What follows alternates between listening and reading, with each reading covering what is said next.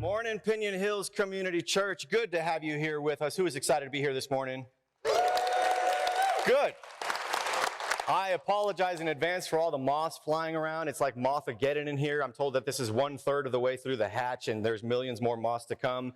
To preface our time together this morning, there's a chance that the moths will get into our fire system, as they have been in the last 48 hours, and set the fire alarms off. So if they do go off, don't run out. It's just Moth-ageddon and moths doing their thing inside the fire alarm. So if it goes off, it's just business as usual here at Pinion Hills. So I'm grateful that you've chosen to join us. We are in the middle of a series called The Hunt, which is all about the question we started last week, which is basically this: what are you hunting for in life? What are you searching for? What are you looking for in your life? A couple months ago, my wife and I heard a little rumor that there was a sale going on at the Animas Valley Mall at the Dillards over there. And so we're like, hey, let's go and check out this sale. So we loaded up our kids into the minivan, drive down there. We walk inside with our kids into the Dillards. And sure enough, 75% off of everything. And I'm like, jackpot, I'm a cheapskate. This is awesome, speaks my sixth love language. And so I'm all about the fact that there's 75% off of everything. So my wife goes into the women's section, I go into the men's section, and we're both like loading up our arms, like shirts and pants and hats and shoes. And so we're going into our respective dressing rooms. I go into the guys' dressing room. My wife on the other side of the store, she goes into the women's dressing room.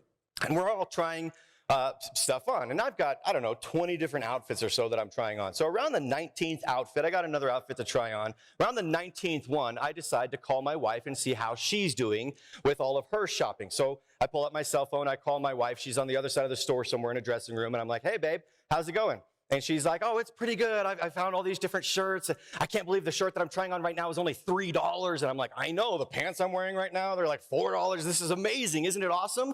So we're talking for a few seconds, and then we both said the same thing at the same time. It's like one of those moments where you say, like, Jinx, you owe me a Coke. We said the same thing at the same time, and it was in the form of a question, which was one of the most horrifying questions that either of us have ever asked each other at the same time. We both said this at the same time. We said, how are the kids?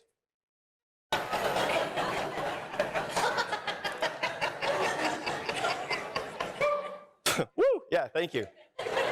That's what I'm going to say when COIFD calls me later on. Woo! How are the kids? And it occurs to both of us, neither one of us have the kids.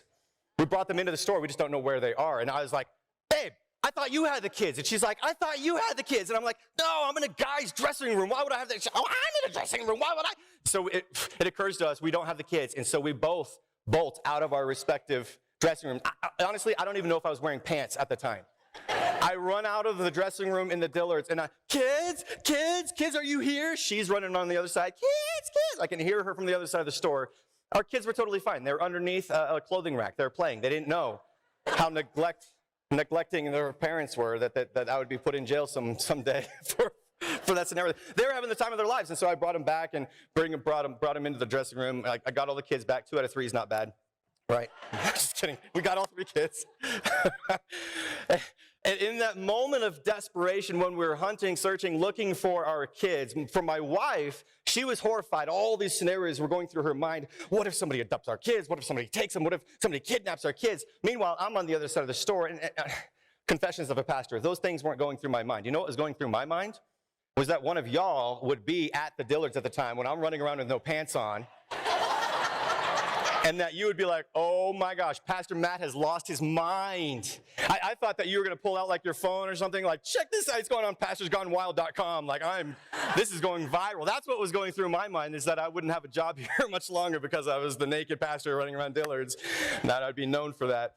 Anyway, there's times in our lives that we go through short periods of time where we're frantically, desperately looking, searching, hunting for something. But there's other times in our lives that we're looking for something throughout the entire duration of our life, or at least we should be. I went to a funeral recently, a couple weeks ago, for a woman named Pam Miller. She came to this church, and perhaps you knew her. Perhaps you even came to the funeral that was held here at Pinion Hills. And one of her grandsons got up on stage, and he quoted his grandmother. He quoted Pam saying this, and I love this quote. She said this. Pam said, "It's easy to find the bad in somebody. Try to search for the good." And I love this quote.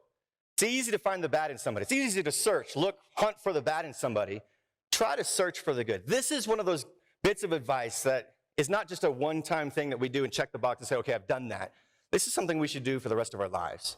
This is something we should do every single day. Make it a challenge to hunt for the good in people. Now, in addition to that quote, Last week, we introduced a quote that God had said about David. Now, here's how God described David. He described David as a man after God's own heart. Now, this, too, is something that I want to challenge you and myself. How do we get that description?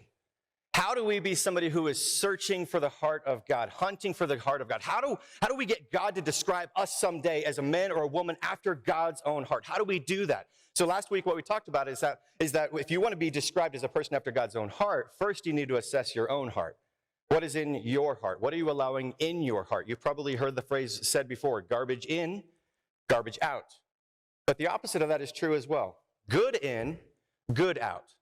Godly in, godly out. Whatever you allow into your heart is what's going to come out, which is why Jesus says in Luke 6:45, he says, for out of the overflow of the heart, the mouth speaks. What you allow into your heart is what comes out. Garbage in, garbage out. Good in, good out. Godly in, godly out, which is why Solomon said in Proverbs 4:23, he says, above all else, guard your heart, for everything you do flows from it. Above everything else that you do in life, guard your heart, because everything else that you do flows from that. So if you allow God into your heart, he changes the way you speak. You allow God into your heart, changes the way that you think. You allow God into your heart, changes your actions, how you live your life. You allow God into your heart, it changes your very desires in life, which is why David later on said this in Psalm 37:4. He says, take delight in the Lord, and he will give you the desires of your heart. When God is in your heart, everything begins to change. In fact, if you're taking notes, you can write this down in your program. When God is inside, everything changes outside. When God is on the inside of your heart, everything changes on the outside. For the overflow of the heart is what the mouth speaks. And I'm convinced that David, this guy that we're talking about in this series of The Hunt, I'm convinced that David made this decision to allow God into his heart at a very early age. As a teenager, he made the decision to allow God into his heart. And that's where we're going to dig into the story today. So if you have your Bibles, open up your Bibles to 1 Samuel chapter 17. That's where we're going to jump in. 1 Samuel 17. 1 Samuel's in the Old Testament. It's the 9th book of the Bible, so just go to the Genesis and keep flipping over. You'll eventually find 1 Samuel. If you hit 1 or 2 Kings, you've gone too far, so back it up a little bit. 1 Samuel 17, let me catch you up. If you weren't here last week, then this will be kind of a refresher for you. If you were here, then I'm refreshing you as well. So here's where we're at with this particular story with the life of David. Now, King Saul was the king over Israel. Everybody say king. Everybody say Saul. King Saul was the king over the nation of Israel. Now, he wasn't always the king. The nation of Israel didn't always have a king. They had other leaders that were unofficial leaders. They had Moses, they had Joshua, they had a guy named Samuel who's a prophet of the Lord, but they never actually had a king. But the nation of Israel, all the Israelites were looking around. They're like, well, that nation has a king. How come we don't have a king? That nation's got a king. That one's got a king. And even though they didn't necessarily need a king because they already had a leader, they started desiring and envying, and they were jealous of the other kings of the other nations. Isn't that how oftentimes goes? You don't necessarily need something that somebody else has, but you see that they have it, and all of a sudden you want it, you desire it, even though it's not a need, it's a want that you have. The nation of Israel doesn't necessarily need a king, but they want a king. And so they go to Samuel, who's their leader at the time, and they say, Samuel, we want a king, we just don't want it to be you. You're too old. And so the nation of Israel, they get a king. King Saul is their king. He becomes the king, but the problem with King Saul is that he's not obedient to God. He doesn't listen to God. God says, go right, he goes left. He says, go do this, he doesn't do it. He's disobedient to the word of the Lord. So one day, God comes to King Saul through the prophet Samuel and says, hey, you have rejected the word of the Lord, therefore I'm rejecting you as the king. So King Saul is on his way out as the king. God tells Samuel, I want you to go find the new king for the nation of Israel. I want you to go to town of Bethlehem. Here's a guy named Jesse. Jesse's got some sons. One of his sons is going to be the next king of Israel. So Samuel picks up everything, goes to the little town of Bethlehem. He shows up, Jesse, anybody named Jesse? He finds Jesse, hey, one of your boys is going to become the next king. He meets all the boys. They bring in David. He's the youngest. He's number 8 in line. And God tells Samuel, that's the guy. This is him. David's going to be the next king. So Samuel tells David, hey, you're the next king of Israel. Meanwhile, all the other 7 older brothers are all there to witness this. And they're like, what are you talking about? The youngest brother is going to be the next king of Israel? The youngest brother, he's the pipsqueak. He's a sheep herder. He's the runt of the family. Anybody the youngest in the family, by the way? Any high five somebody around you who's also the youngest of the family. We get a bad rap oftentimes. The hater's going to hate, whatever. You keep being the youngest in the family. Let people complain all they want to. David is told by Samuel, you're going to be the next king of Israel. So it's future tense. You will be the next king. So that gets us all caught up to speed as far as where we're jumping in today. King Saul is still the king, even though he's about to be on the way out. He's still the king. David's already been told by God he's going to be the king. That's where we start our story. 1 Samuel chapter 17. Now you're all caught up. 1 Samuel 17, starting in verse 1. The Philistines gathered their forces for war and assembled at Soko in Judah. Now, I don't have time to get really into this, but just know that Philistines, bad guys. They're not good guys. They don't honor God. They don't love God. They have their own gods, and so they are not God's people. In contrary to that, there's the Israelites, God's chosen people. Oftentimes, it's the Philistines versus the Israelites. That's where we pick up in verse 3. The Philistines occupied one hill, and the Israelites another, and a valley between them. Now this is painting a picture of one epic battle. There's an army on one side, on one hill, and there's another army on the other side, and they're converging together. They're both preparing for war. This is like a movie that you would see, like a war movie. In fact, let's just have a little bit of fun this morning. Let's just say that all of you are in an army. From this center aisle over, you're all in an army together. On the count of 3, give me your loudest, craziest war cry that you can possibly think of. Ready? Here we go. 1, 2, 3. Wow.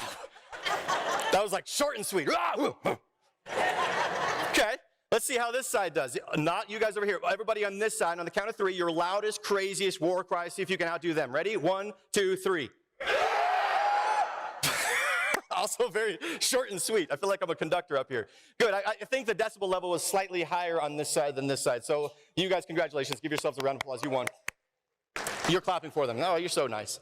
So let's just say you're good, you're bad, you're the Philistines. Congratulations, you hate God. So on this side, you're the Israelites, and it's the Israelites versus the Philistines. Philistines come forward, the Israelites come forward, and it's like the makeup of an incredible, epic war movie. And then all of a sudden, out of nowhere, a guy, Mel Gibson, rides in on a horse. He's like, "You can take my lives, but you can't take our freedom." Just kidding. I get a little carried away. So Philistines and the Israelites, it's shaping up to be one epic battle, and they all come out, and nothing happens. Then as they line up, one guy from the Philistine camp, he walks out onto the battlefield and begins to taunt the Israelites. That guy's name's Goliath, verse 4. 1 Samuel 17:4. A champion, I'm out of breath from all that yelling. Champion named Goliath, who was from Gath, came out of the Philistine camp. His height was 6 cubits and a span. Now, I know that you don't operate in cubits, but I did bring a tape measure up here today to help you visualize this. I'm about 5'10" or so. 6 cubits and a span is about 9 feet 7. That's 45 inches taller than me. Wow. I'm not very good at this, but let's see. Can you see the top of that thing? That's how high Goliath is. Homeboy is big. This guy's a freak of nature. I mean, he would have crushed it in the NBA. He'd be like, I dunk on your forehead. Anyway, so he's obviously, he's really, really big, really tall. So 9'7", he's a very tall behemoth. Verse 5, Goliath had a bronze helmet on his head, and he wore a coat of scale armor of bronze weighing 5,000 shekels. Now, 5,000 shekels is about 100 pounds. His helmet and his body armor is about 100 pounds. He's like, ugh. You know, in verse 6, this is where it gets even crazier. On his legs, he wore bronze greaves, and a bronze javelin was slung on his back. His spear shaft was like a weaver's rod, and its iron point weighed 600 shekels. Now, 600 shekels. This is just the tip of his spear. Just the tip that he would throw weighed 600 shekels. That is about the equivalency of 15 pounds. Just the tip of the spear. Now again, for fun, I brought something that weighs 15 pounds. I brought a dumbbell. This is 15 pounds. I lift things up and put them down. Now, I know some of you are like, whatever, I could totally take this dumbbell and you could throw it, and perhaps you could because you're super like ripped and swole and all that. Maybe you could do that. I'm not as strong and talented as you are, but think about this. Think about this weight being on the end of a spear, not just being able to lift it, but being able to, I'm going to break my arm doing this, but we have liability insurance. But being able to throw this like a dart. Can you imagine coming against a guy? Wow. You like me? Can you imagine coming against a warrior who's 9'7"? He's weighing 100 pounds. He's got 100 pounds of body armor on, and he can throw a spear with a dumbbell on the end of it and throw it like a dart and pierce somebody with it. This guy is just a freak of nature. Now that sets up who's coming out onto the battlefield from the Philistine camp. Verse 7, here's what gets even crazier to me. His shield bearer, Goliath's shield bearer, goes before him. He went before him. Which is funny to me. A guy that's 9'7", he's wearing 100 pounds of armor. He can throw a javelin with a 15-pound tip on the end of it. He's got a bodyguard in front of him. A guy that's holding the shield for him so he can just focus on the offense while the other guy focuses on the defense. This guy is a warrior. This guy comes out onto the battlefield. Verse 8. Goliath stood and shouted to the ranks of Israel. He said, "Why do you not come and line up for battle? Am I not a Philistine? Are you not servants of Saul? Choose a man and have him come down to me. If he is able to fight and kill me, we will be your subjects. But if I overcome him and kill him, you will become our subjects and serve us." Then Goliath said this, verse 10, "This day I defy the armies of Israel. Give me a man and let us fight each other." See, he's coming out and taunting the Israelite army. He's mocking them. He's making fun of them. You guys are a bunch of pansies. Send somebody over and let's fight. And he didn't just say this one time.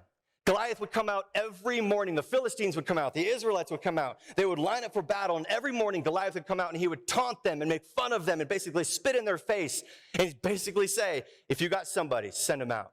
And for 40 days, Goliath came out, and the Israelites did nothing.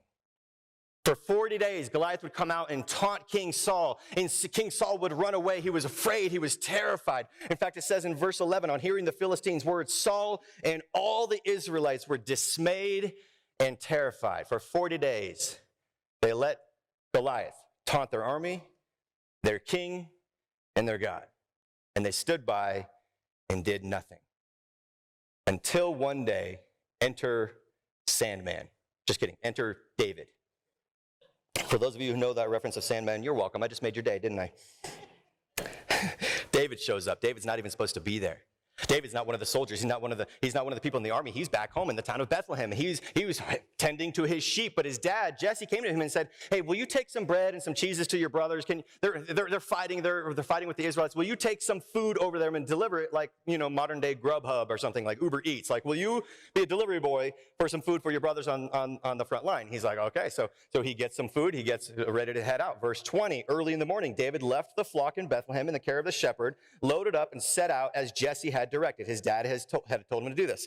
He reached the camp as the army was going into its battle positions, shouting the war cry. In other words, he reaches the camp as the Philistines come out, as the Israelites come out, shouting their usual thing. Now, again, it feels like an epic battle is about to take place, but this is just like Groundhog Day. Same thing happens day after day after day. Philistines come out, Israelites come out, Goliath comes out, he taunts them, they do nothing, they go back to their respective places, and nothing actually happens. The difference is that David shows up. David's here this particular day, and David is there when Philistines, the Israelites come together, and Goliath comes out and starts taunting the Israelites. Verse 23, Goliath, the Philistine champion from Gath, stepped out from his lines and shouted his usual defiance, and David heard it. Now David, hearing Goliath taunting the army, taunting the king, making fun of their God, it bugs him. So David hears Goliath out on the battlefield, and he starts asking the other Israelite soldiers, he's like, "Who's this guy? Who's this 9'7" freak of nature? Who's this guy taunting my God?" And so all the Israelite soldiers are like, "Well, you don't want to mess with him. He's 9'7", but he's also got 100 pounds of army. He's got a spear with a 15-pound tip on the end of it. You don't want to mess with this guy." But then David asked the question to these Israelite soldiers. He said, "Well, what happens? What happens if somebody goes out there and beats him? What if somebody conquers Goliath? What do they get?" So the Israelite soldiers, they said, "Well, King Saul has already said, he's already made it evident to the whole army. If anybody goes out there and beats Goliath, not only does that person get riches and get wealth from King Saul, but they also get to marry King Saul's daughter. And not only that, not only do they get wealth and they get to marry King Saul's daughter, but they don't ever have to pay taxes ever again in their lifetime." Which I know for many of you, you'd be like, "Well, okay. I mean, so you're saying I could get filleted like a fish on the battlefield. I could get my head cut off, but I might not pay taxes ever again? Okay, sign me up. I'm ready to go. Read my lips. No more taxes." Some of you would be excited about that, but David's like, "Okay, I want to know all the details that I can about this person." So David's asking all these questions. Meanwhile, while he's asking questions to the Israelite soldiers, word trickles back to King Saul. And King Saul is hiding, he's terrified, he's dismayed somewhere, but word trickles back to him. Somebody's asking questions. What do they get if they beat Goliath? And so King Saul says, summon that guy, whoever that person is, summon that person over here. So they bring David over, and you can only imagine the disappointment that King Saul must have had when he realized it wasn't one of his soldiers. It wasn't a warrior that was asking questions. It was a little shepherd boy that was the Uber Eats delivery guy with bread and cheeses. So David shows up, verse 33. Saul says, you're not able to go out against this Philistine and fight him. You're only a young man. He has been a warrior from his youth. Now, at which point, if I was David and the king told me, hey, you can't go out and fight this guy. You're a pansy. He's a warrior. You can't do this. If I was David, I'd be like, you're right. I don't really know what I was saying. I just got excited about marrying your daughter. She's kind of cute. I don't know the whole taxes thing, never paying taxes. I really got worked up about that. But you're right. I would get filleted like a fish if I go out there on the battlefield. So good call. I'm going to back away. I'm going to go back to Bethlehem and watch my sheep. But that's not what David said. David tries to convince Saul, hey, put me in, coach. Let me go at this guy. Here's what David says, verse 34. David said to Saul, your servant has been keeping his father's sheep. When a lion or a bear came and carried off a sheep from the flock, I went after it. I struck it and rescued the sheep from its mouth. And when the bear or the lion turned on me, I seized it by its hair, struck it, and killed it. At which point, if I'm King Saul listening to this, I'd be like, are you crazy? You're telling me you went and grabbed a lion by its hair. You grabbed a bear by its hair. I'm like Dr. Seuss up here. You grabbed a bear by its hair and you killed the bear when you grabbed it by its hair? How dare, whatever. But if I'm King Saul, I'm like, you two are a freak. I thought we were talking about like 9'7" boy, like out there as a freak of nature, but you grab lions and bears by their hair. That's just weird. Who does that? He keeps going on. David keeps talking in verse 36. He says, your servant has killed both the lion and the bear. This uncircumcised Philistine, in other words, he's saying, this guy that is disobedient to God, this uncircumcised Philistine will be like one of them because he has defied the armies of the living God. I love David's heart that he's just like, come on, put me in. Come on, Saul, let me go at this. And then he says this in verse 37. David says, the Lord who rescued me from the paw of the lion and the paw of the bear will rescue me from the hand of this Philistine. What faith that David is demonstrating. God's provided for me here. He's provided for me here. So he's going to do it again. He's going to provide for me here. He's going to rescue me once again. It's easy to quote verses like Proverbs 3, 5, and 6, isn't it? Does anybody know by heart Proverbs 3, 5, and 6? Anybody know that verse? At least like a life verse, a couple of you. Here's what it is. Proverbs 3, 5, and 6. Trust in the Lord with all your heart. Lean not on your own understanding. In all your ways, submit to him or acknowledge him, and he will make your paths straight. Now, many of you know this verse. You know these two verses by heart. For some of you have it written in a plaque. You have it nailed on your wall in your home. This is a life verse for many people, but how hard is it to actually live by this verse? To trust in the Lord with all of our heart, not just a part of it, not just this portion of it over here, but to really trust in God with all of our heart. Do we really do that? Or is it just a nice phrase, a nice set of verses that we could put on a wall and a plaque in our house? David is literally trusting in God with all of his heart. He's saying, I'm willing to go out on the battlefield, and God's protecting me here, he's protecting me here, and he's going to protect me again here. And if I'm wrong, if my trust in God is wrong, I will die on the battlefield. He's literally saying, I'm giving my entire heart to God. I am trusting him with absolutely everything. Absolutely everything. So at this point, he's saying all this. He's saying basically, Saul, put me in. I can take this guy out. God's got me. He's got my back. So King Saul says in verse 37, he says, go and the Lord be with you. Which I think is kind of funny because I think this is lip service. Because if King Saul really believed that God was going to be with him, King Saul would be out there. If King Saul really believed this, he would be out there. If he really thought that God was going to be with somebody, he would be out there taking the credit, taking the glory as the leader of the Israelite army. But instead he says, David, go, may God be with you. So here's what happens next, verse 38. Saul dressed David in his own tunic. There's the evidence, in my opinion. I think Saul wants everybody to see him walking. He wants to trick his entire army, thinking King Saul is the one walking out there. David's wearing King Saul's clothes. He's trying to get him to do that. He put on a coat of armor on him and a bronze helmet on his head. Verse 39, David fastened his sword over the tunic and tried walking around because he was not used to them. But then he said to Saul, I can't go in these because I'm not used to them. So he took them off. He took off the tunic, took off the armor, at which point I'm guessing King Saul was like, okay, you're toast. I thought for sure you were dead before, but now you're dead. Like, you're for sure a goner. Like, you're going to be done. You got no armor. You're going to go out there with no armor and face Goliath? Yeah, right. Verse 40, David took his staff in his hand, chose 5 small or smooth stones from the stream, put them in the pouch of his shepherd's bag, and with his sling in his hand, approached the Philistine. He approached Goliath. Now, this had never happened before. Every morning for 40 days, this is the 41st day, the Philistines would come out, the Israelites would come out, Goliath would come out, they would retreat. Every day, same scenario would take place. What has never happened so far is that when Goliath came out, another person came out.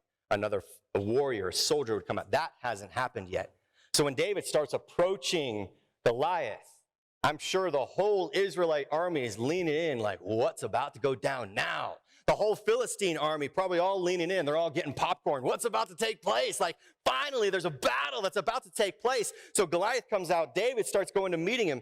Goliath says this in verse 41. Meanwhile, the Philistine with his shield bearer, Pansy, he's got a bodyguard. She's got a shield bearer in front of him, kept coming closer to David. Goliath looked David over and saw that he was little more than a boy, glowing with health and handsome, and he despised him. Verse 43, Goliath said to David, am I a dog that you come at me with sticks? And the Philistine cursed David by his gods. Goliath said, come here, and I'll give your flesh to the birds and the wild animals. Verse 45, David said to the Philistine, you come against me with sword and spear and javelin, but I come against you in the name of the Lord Almighty, the God of the armies of Israel, whom you have defied. This day the Lord will deliver you into my hands, and I'll strike you down and cut off your head. This very day I will give the carcasses of the Philistine army to the birds and the wild animals, and the whole world will know that there is a God in Israel. Verse 47, all those gathered here will know that it is not by sword or spear that the Lord saves, for the battle is the Lord's, and he will give you all into our hands. Whew! What a cool speech. What a way better speech than anything William Wallace ever delivered. Like, David comes out and starts dropping it like it's hot. And the whole Israelite army is like, holy cow, did you hear what David just told Goliath? I'm sure the Philistine army, did you hear what that guy just told Goliath? He said he's going to cut his head off. He said he's going to give our entire army to the carcasses, our carcasses to the wild animals. Can you believe he's taunting him? And not only that, here's what happens next, verse 48. As the Philistine moved closer to attack David, David ran quickly toward the battle line to meet him. Verse 49, reaching into his bag, taking out a stone, he slung it and struck the Philistine in the forehead. The stone sunk into his forehead, and he fell face down on the ground. Game over for Goliath. Nobody thought that that was going to take place. King Saul didn't really believe that was going to take place. The Israelite army didn't think it was going to take place. The 7 other brothers that perhaps knew he was going out on the battlefield didn't think that David was going to make it. The whole Philistine army, they didn't think that that was going to happen. Nobody could have predicted or bet that David would have won that battle. And it makes sense. It makes sense that nobody saw that coming. Because here's a list of the things that David did not have. He didn't have height. He didn't have weight. He didn't have strength. He didn't have size. He didn't have training. He didn't have equipment. He didn't have weapons. He didn't have the knowledge of war. He didn't have any of those things. He didn't have any of that stuff. But here's a list of things he did have. God. He had God on his side. He had God in his heart. If you have God in your heart, you're prepared enough. If you have God in your heart, you can go into any sort of epic battle, and you can win that battle with God in your heart. Here's what David realized. When God was in his heart, God was on his side. In fact, that's something that you can walk away with today. If you're taking notes, you can write that down. When God is in your heart, God is on your side. When God is in your heart, God is on your side. When God is in your heart, God is on your side, which is why Paul later said to the Romans, he said in Romans 8:31, he said, what shall we say in response to these things? If God is for us, who could be against us? If God is for us, what can be against us? If God is for us, no weapon formed against you will prosper. If God is for us, what chance does anybody else have against you? If God is in your heart, nothing has a chance against you to prevail, to beat you. The odds might seem like they're stacked against you. There might be this metaphorical giant, this metaphorical Goliath in your life. In fact, the question that I would ask you is, what giant is in your life that's preventing you from fully following after God? What giant is in your life that's preventing you from being fully in, from being obedient to God? Is there anything that it seems like this crazy big monster, this big giant in your life? Perhaps it's a sin, a perpetual sin that you've been allowing in your life, and you've been involved in this sin for such a long time that you're like, I don't know if I could ever get away from this sin. It's lying. It's just your native tongue. You just lie all the time. I don't know if I can get rid of that giant in my life. You can do anything. When God is on your heart, he's on your side. You can conquer any giant. You can slay any giant. Maybe it's lust. Maybe you have an addiction to pornography, and you've been addicted for way longer than 40 days. It's been 40 weeks, 40 months, 40 years, and you feel like, I can't ever get rid of this addiction. Maybe it's an addiction to alcohol. Maybe it's addiction to some other substance abuse or medication. Maybe it's greed. Maybe it's idolatry. Maybe the giant in your life is regret and shame from something you should never have done in the past. Maybe the giant in your life is regret and shame for something that you should have done in the past. What is the giant in your life that's holding you back from fully following after God? There's no giant too big, no giant too tall, no giant too strong. You might feel like you don't have the right education. You might not feel like you have all the right training, all the right weapons. You might not feel like you're underprepared, and you feel like of yourself, you don't know how to get rid of this big giant that's in your life that's been taunting you day after day after day. But if God is in your heart, he is on your side. And if God is for you, who, my friends, can be against you?